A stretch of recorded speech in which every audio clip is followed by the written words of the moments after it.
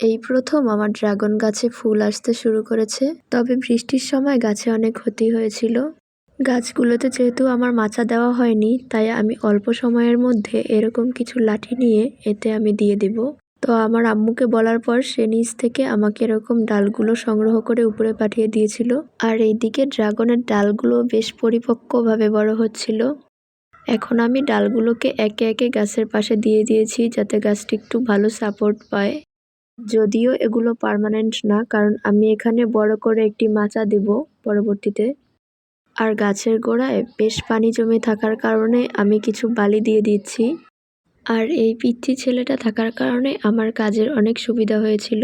আমি এখানে লোকাল বালি দিয়ে দিচ্ছি, যাতে করে বৃষ্টির পানিটা টবের ভিতরে জমা হতে না পারে। যদিও টবের নিচে ফুটো করে দেওয়া আছে, এরপরও আমি সেফটির জন্য এটা দিয়ে দিলাম। আজকে এই পর্যন্তই, টাটা।